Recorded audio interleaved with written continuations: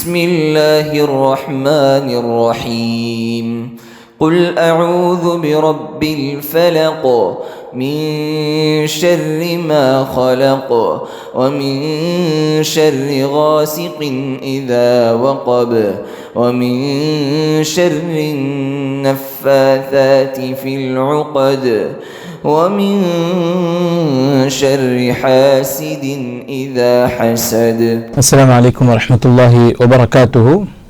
Studio இஸ்லாம் சேனலில் உங்கள் அனைவரையும் வருக வருக என வரவேற்கிறேன். ஃபயா அஹ்லன் வசஹலன் வமர்ஹபா. பிஸ்மில்லாஹிர் ரஹ்மானிர் ரஹீம். அல்ஹம்துலில்லாஹ் வஸ்ஸலாத்து வஸ்ஸலாமு அலா ரசூலில்லாஹ். அம்மா பஅத். ஃபஅஊது பில்லாஹி மினஷ் ஷைத்தானிர் ரஜீம். பிஸ்மில்லாஹிர் ரஹ்மானிர் ரஹீம். வமன் யதவக்கல் அலல்லாஹி ஃபஹுவ ஹஸ்புஹ். அன்பிற்குரிய சகோதர சகோதரிகளே, சூனியம் மற்றும் கண்திஷ்டியின் பாதிப்பிலிருந்து பாதுகாப்பு அடைவதற்கான 10 வழிகளில் ஏற்கனவே 3 வழிகளை குறித்து நாம் தெரிந்து கொண்டோம். அல்ஹம்துலில்லாஹ். இந்த அமர்வில் 4வது வழிமுறை என்ன என்பதை குறித்து பார்க்க இருக்கின்றோம் இன்ஷா அல்லாஹ். அல்லாஹ் சுப்ஹானஹு வ தஆலா 65வது அத்தியாயம் சூரத்து தலாக் 3வது வசனத்தில் கூறுகின்றான், வமன் யதவக்கல் அலல்லாஹி ஃபஹுவ ஹஸ்புஹ். எவர் ஒருவர் அல்லாஹ்வின் மீது முழுமையாக தவக்குல் வைக்கின்றாரோ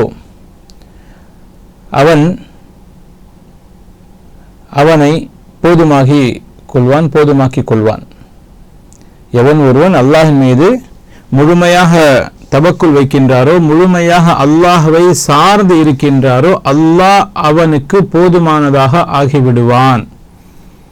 இந்த உலகத்தில் நாம் எல்லாவற்றையும் விட அதிகமாக தவக்குல் வைக்க வேண்டிய, பொறுப்பு சாட்ட வேண்டிய, சார்ந்து இருக்க வேண்டிய ஒருவர் என்றால் அது அல்லாஹ் மட்டும்தான்.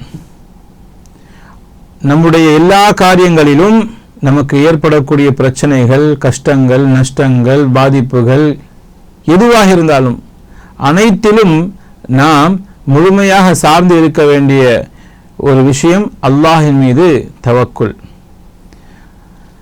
எனவே சூனியத்துடைய பாதிப்பு ஏற்பட்டாலோ, கண்திஷ்டியுடைய பாதிப்பு ஏற்பட்டாலோ நாம் மேற்கொள்ள வேண்டிய முதல் வழி என்னவென்றால், நாம் அல்லாஹ்வின் மீது சார்ந்து இருக்கணும்.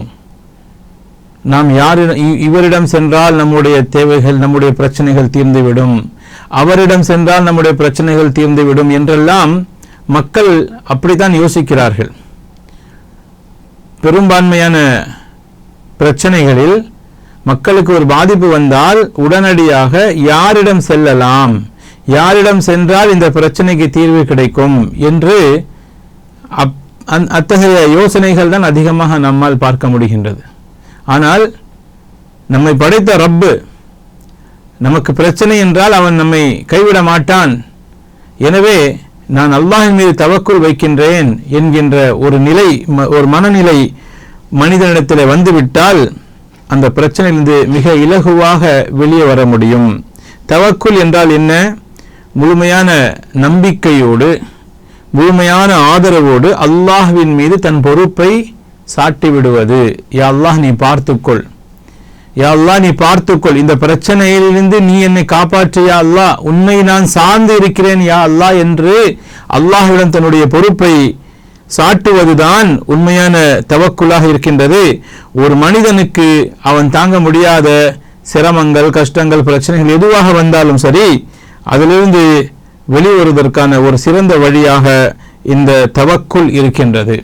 அல்லாஹ் சுப்ஹானஹு வ தஆலா சூரத்து ஜுமர் என்கின்ற 39வது அத்தியாயத்துடைய 36வது வசனத்தில் அல்லாஹ் கேள்வி கேட்கின்றான், அலைஸல்லாஹு பிகாஃபின் அப்தா, அலைஸல்லாஹு பிகாஃபின் அப்தா, அல்லாஹ் தன் அடியானுக்கு போதுமானதாக இல்லையா, அல்லாஹ் தன் அடியானுக்கு போதுமானவனாக இல்லையா என்று அல்லாஹ் கேள்வி கேட்கின்றான். அப்படி என்றால் நான் உனக்கு போதுமானவன், எனவே நீ என்னை சார்ந்து இரு என்று அல்லாஹ் ரப்புல் ஆலமீன் இந்த வசனத்தில் நம்மிடத்தில் சொல்லி காண்பிக்கின்றான்.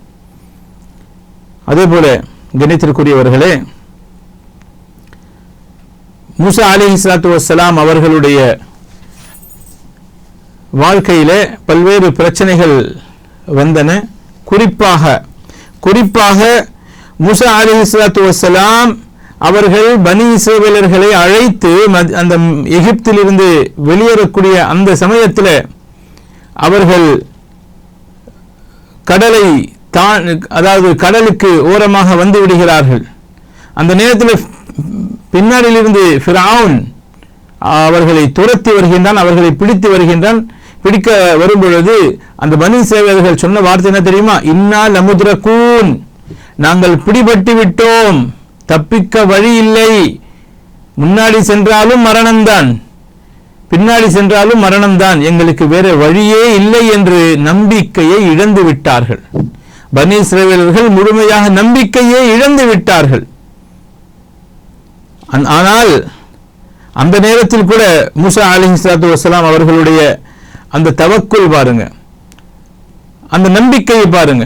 கல்லா, இல்லை, இன்ன மஅய்ய ரப்பி சயஹ்தீன், நிச்சயமாக என்னுடன் என்னுடைய இறைவன் இருக்கின்றான், அவன் எனக்கு வழிகாட்டுவான் என்று மூசா அலைஹிஸ்ஸலாத்து வஸ்ஸலாம் அவர்கள் தனது அந்த தவக்குலை, தனது அந்த நம்பிக்கையை வெளிப்படுத்தினார்கள்.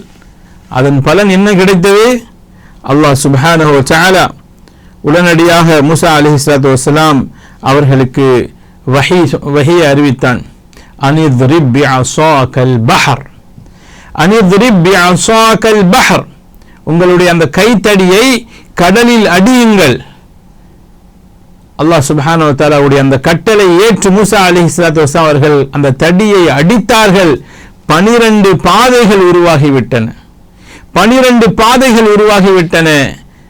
அந்த பனி இஸ்ரவேலர்கள் அனைவரும் மூசா அலைஹிஸ்ஸலாத்து வஸ்ஸலாம் அவர்களோடு அந்த பாதை வழியாக ஃபிரௌனிடமிருந்து தப்பித்து வெளியேறிவிட்டார்கள், கடலிலிருந்து வெளியேறிவிட்டார்கள்.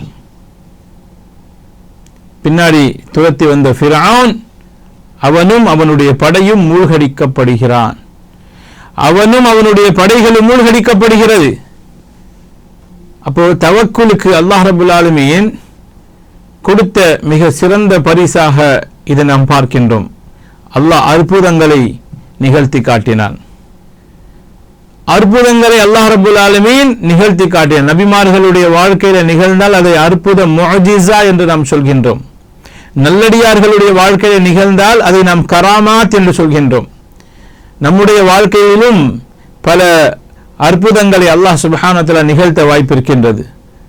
ஆனால் நாம் முழுமையாக அல்லாஹ்வை சார்ந்து இருந்தால் மட்டும்தான் அதற்கு வாய்ப்பிருக்கின்றது. ஒரு பிரச்சனை வந்தால் உடனடியாக அல்லாஹ்விடம் நாம் தௌபா செய்து, அல்லாஹ்விடம் நாம் துஆ கேட்டு, பாவ மன்னிப்பு கேட்டு, அவனிடம் உதவி கேட்டு, அவன் மீது முழுமையாக தவக்குல் வைத்தால் அல்லாஹ் ரப்பல் ஆலமீன் அந்த பிரச்சனையிலிருந்து, அந்த சூனியத்துடைய பாதிப்பு மற்றும் கண்டிஷ்டியின் பாதிப்பிலிருந்து அல்லாஹ் ரப்பல் ஆலமீன் நம்மை காப்பாற்றுவான் இன்ஷா அல்லாஹ். கணித்திற்குரிய சகோதர சகோதரிகளே, இந்த உலகமே நம்மை எதிர்க்க துணிந்து விட்டாலும் அல்லாஹுடைய அனுமதி இல்லாமல், அல்லாஹுடைய நாட்டம் இல்லாமல் யாராலும் எதையும் நமக்கு பாதிப்பு ஏற்படுத்த முடியாது என்கின்ற ஒரு உறுதியான நம்பிக்கையை நம்முடைய வாழ்க்கையில் எப்போதுமே இருக்கணும். நபி ஸல்லல்லாஹு அலைஹி வஸல்லம் அவர்கள் தனது சிறிய தந்தை அப்பாஸ் ரலியல்லாஹு அன்ஹுடைய மகன் அப்துல்லாஹ் இப்னு அப்பாஸ் ரலியல்லாஹு அன்ஹு அவர்களுக்கு ஒரு அழகான உபதேசம் செய்தார்கள். இந்த ஹதீஸ் திர்மிதியிலே பதிவு செய்யப்பட்டுள்ளது. இமாம் அல்பானி ரஹ்மத்துல்லாஹி அலைஹி அவர்கள் இது சஹீஹ் என்ற தரத்திலே பதிவு செய்திருக்கின்றார்கள். என்ன ஹதீஸ்? அல்லாஹ்வின் தூதர் ஸல்லல்லாஹு அலைஹி வஸல்லம் சொன்னார்கள், வஅலம் அன்னல் உம்மத லவ் இஜ்தமஅத் அலா அன் யன்ஃபஊக பிஷை லம் யன்ஃபஊக இல்லா பிஷைஇன் கத் கதபஹு அல்லாஹு லக. இப்னு அப்பாஸே, அப்பாஸ் ரலியல்லாஹு அன்ஹுடைய மகனே, அறிந்துகொள்,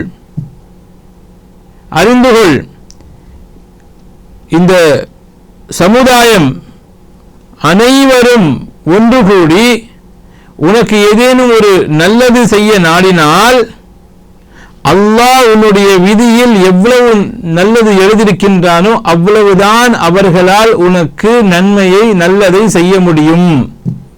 உனக்கு ஏதாவது நல்லது செய்யணும்னு சொல்லி உலகமே சேர்ந்து நின்றாலும் உன்னுடைய விதியில உனக்கான நல்லது எவ்வளவு எழுதப்பட்டிருக்கிறதோ அவ்வளவுதான் அவர்களால் உனக்கு நல்லது செய்ய முடியும். அதே போலவே وَلَوِ اجْتَمَعُوا عَلَى أَنْ يَضُرُّوكَ بِشَيْءٍ لَمْ يَضُرُّوكَ إِلَّا بِشَيْءٍ قَدْ كَتَبَهُ اللَّهُ عَلَيْكَ. இந்த உலகமே சேர்ந்து உனக்கு எதிராக நின்று உனக்கு தீங்கு செய்ய நாடினாலும் அல்லாஹ் உன்னுடைய விதியில் எவ்வளவு தீங்கு எழுதியிருக்கின்றானோ தீர்மானித்திருக்கின்றானோ அவ்வளவுதான் அவர்களால் உனக்கு தீங்கு செய்ய முடியும். ஏன்? ருஃபியாத்தில் அக்லாம் வஜஃபத்திஸ் சுஹுஃப், எழுதுகோல்கள் உயர்த்தப்பட்டு விட்டன, ஏடுகள் காய்ந்து விட்டன. அப்படின்னா என்ன அர்த்தம்? நம்முடைய விதி அது எழுதப்பட்டு முடிந்து விட்டது, அது யாராலும் மாற்ற முடியாது. அப்போ நம்முடைய விதியில இவ்வளவு நல்லது நடக்கணும்னு இருந்தா அவ்வளவுதான் நமக்கு நடக்கும், இவ்வளவு தீங்கு நடக்கணும் இருந்தா அவ்வளவுதான் தீங்கு நடக்கணும் நடக்கும், அதை விட அதிகமாக நடக்காது. ஒரு மனிதனுடைய வாழ்க்கையில கஷ்டங்கள் சந்தோஷங்கள் எல்லாமே இருக்கு. நம்முடைய வாழ்க்கை ஒரே மாதிரியாக ஒருபோதும் இருக்காது. பல மேடு பள்ளங்கள் நம்முடைய வாழ்க்கையில வர வாய்ப்பு இருக்கின்றது. ஒரு சந்தோஷத்திற்கு அப்புறம் ஒரு சோகம், ஒரு சோகத்திற்கு அப்புறம் ஒரு சந்தோஷம், இப்படி எப்படி இரவு பகல் மாறி மாறி வருகின்றதோ அதே போல நம்முடைய வாழ்க்கையிலும் நல்ல விஷயங்கள், சந்தோஷமான விஷயங்கள், அதே போல சிரமமான கஷ்டமான விஷயங்கள், துக்கமான விஷயங்கள் எல்லாமே சேர்ந்துதான் வாழ்க்கை. ஒரே மாதிரியாக நம்முடைய வாழ்க்கை ஒருபோதும் இருக்காது. ஆகவே நமக்கு நல்லது நடக்கும்போது நம்ம அல்லாஹுக்கு நன்றி செலுத்தணும். நமக்கு தீங்கு நடக்கும்போது நாம் பொறுமையாக இருந்து அல்லாஹ்வை சார்ந்து இருக்கணும், அவன் மீது நாம் தவக்குல் வைக்கணும் என்பதுதான் சூனியத்துடைய மற்றும் கண்டிஷ்டியுடைய பாதிப்பிலிருந்து தப்பிப்பதற்கான 4வது வழியாக இமாம் இப்னுல் கய்யிம் ரஹ்மத்துல்லாஹி அலைஹி அவர்கள் பதாயிஉல் ஃபவாயித் என்கின்ற நூலில் பதிவு செய்திருக்கின்றார்கள். அல்லாஹ் சுப்ஹானஹு வ தஆலா நம் அனைவரையும் அல்லாஹ்வை முழுமையாக சார்ந்து இருப்பவர்களாகவும், நமக்கு கஷ்டங்கள் வரும்போது உடனடியாக அல்லாஹ்வை அழைத்து அவனிடம் உதவி கேட்கக்கூடிய மக்களாக அல்லாஹ் நம் அனைவரும் ஆக்கி அருள் புரிவானாக. அல்லாஹ் ரப்பல் ஆலமீன் நம் அனைவரையும் எல்லா விதமான பாதிப்புகள், பிரச்சனைகள், கவலைகள் அனைத்தையும் விட்டு அல்லாஹ் நம்மையும் நம் குடும்பத்தையும் நம் சமூகத்தையும் பாதுகாத்து அருள் புரிவானாக. ஆமீன். வாஹிரு தஅவானா அல்ஹம்துலில்லாஹி ரப்பில் ஆலமீன். வஸ்ஸலாமு அலைக்கும் வரஹ்மத்துல்லாஹி வபரகாத்துஹு.